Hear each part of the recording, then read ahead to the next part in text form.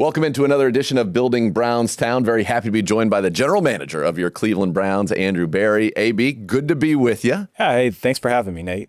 Absolute pleasure. Let's go way back to when you broke into this business. Yeah.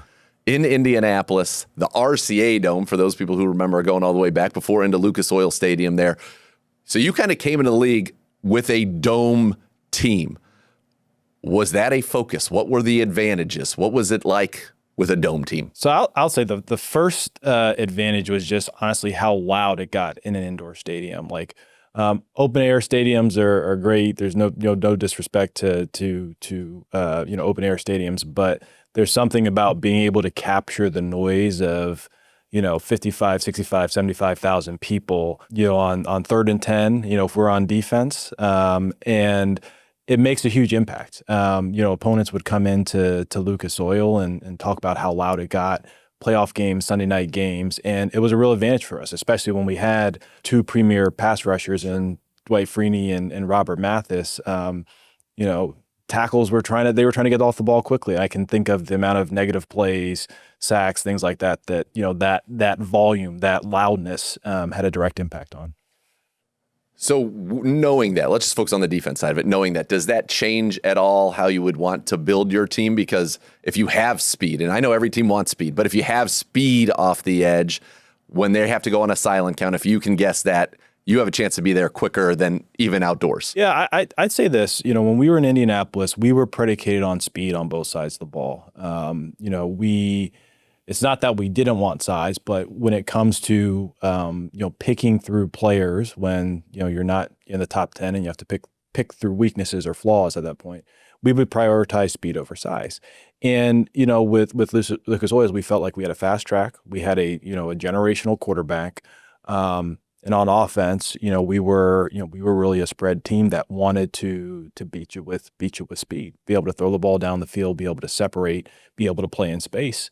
And defensively, we were all about defending the passing game.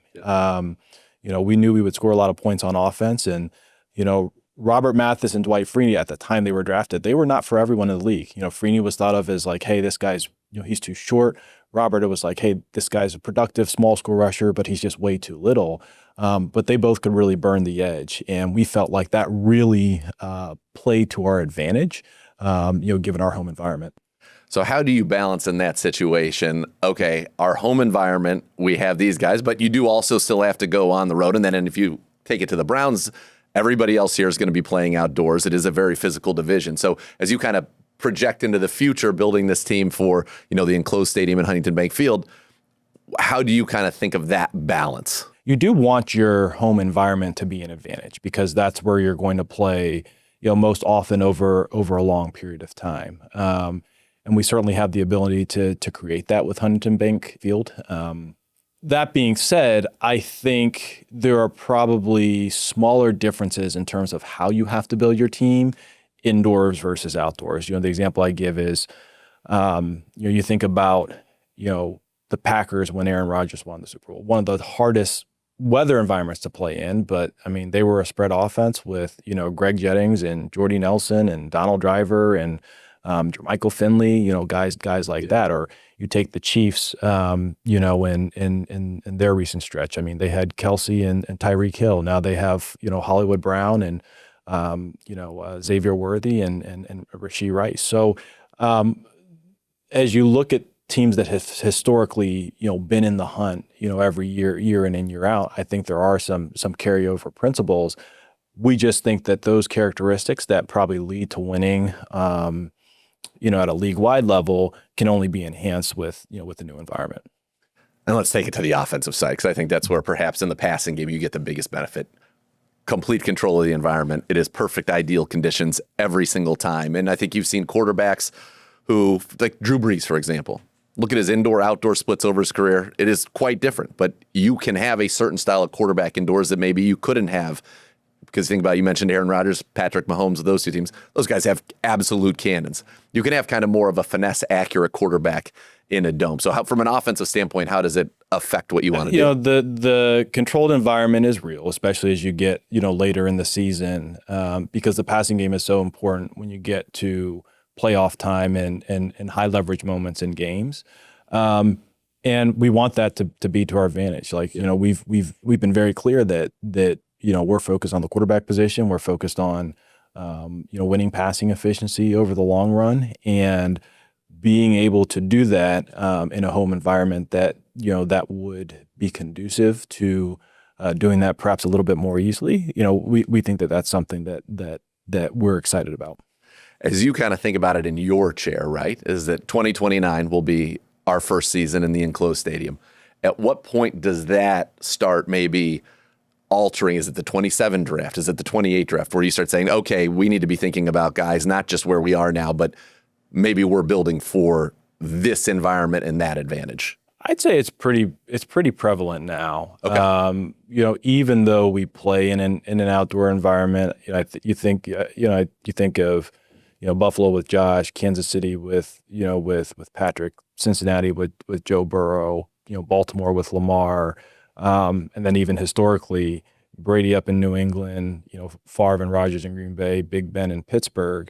All those teams had very explosive offenses with high level passing attacks. So that wouldn't change as much, but maybe some of the characteristics at the player level where it's like, okay, hey, how well is this player's arm strength going to play, over a full season, or how will this player hold up, as the temperature changes and as the element changes. Like, there's maybe a little bit more flexibility in that in future years, but I would say the general principles probably stay pretty consistent. Is there something to be able to, for example, in our division, Baltimore, Cincinnati, Pittsburgh will be outdoors, at least for as long as we know. There are certainly no plans for them not to be. To having be the one in your four that gives you maybe some type of advantage that, yes, you need to be able to play their style football, but also when they come here, it's maybe a little bit different than what they're used to. I guess I wouldn't necessarily want to overvaluate or oversell it, but I do think that there is something to be said about being a little bit different and being a little bit unique, relative to the teams that you play. Like, we always have this phrase that styles makes fights, like, in our league. And, probably no different. This is an extreme example, but no different than when, let's say, the service academies, play a Power 4 team. It's the first time you're seeing something like that over the course of the year. That does take an adjustment in terms of your preparation, or when you see it full speed the first time. And I certainly think that, with the new stadium, it does give us, even if it's a small advantage, like, these games are won on the margins, and that's something that we would look forward to. Is there something as somebody who, you work with your team and you're collaborative, obviously, with coach and everybody to construct this roster that at least when you play in our home stadium, when it is the enclosed stadium at Brook Park, the best team is likely to win, right? There's not going to be an outside variable that is going to change the game, whether it be you had this great game plan and then here comes monsoons and whatnot and you can't execute it. That, at least for that week, the game plan we put in is the game plan we're going to be able to execute. And if we execute and we're the better team and have the better plan, we're going to win. Yeah, I think there's definitely an appreciation for that, because every year we get late in the year and it's like, okay, this is our thought process going in. It's probably maybe a little bit uncertain what kickoff weather is going to look like, or what it's going to look like in the second half. I think probably the perfect example is the Pittsburgh game last year at home, where it's a beautiful crisp night for the first half, and then all of a sudden it turns into a snow globe on the field. And eliminating that variable and that uncertainty is something that we would view in a positive light. I go back a couple of years when we played the Saints late in the year, and they really couldn't throw the forward pass. If that game was played in a dome, it is a completely different outcome. But because of the environment, the fact they couldn't throw the forward pass was pretty good for them. Yeah, I think about that game a lot. Those were probably the worst weather conditions that I've ever been a part of, with the wind and the temperature, and even just the field conditions. It was like playing on ice. And so to eliminate those type of games, I think that was the first time that the great Jim Donovan even contemplated closing our broadcast windows in the radio booth, because that was a crazy one. So as you kind of to put kind of a ribbon on the whole thing, that there is something that is going to be special about this, the advantage with the crowd, the noise, all of that, the perfect environment that will in some way shape how you build this organization, this football team going forward. Yeah, I think that's accurate. We want to take all those things into consideration.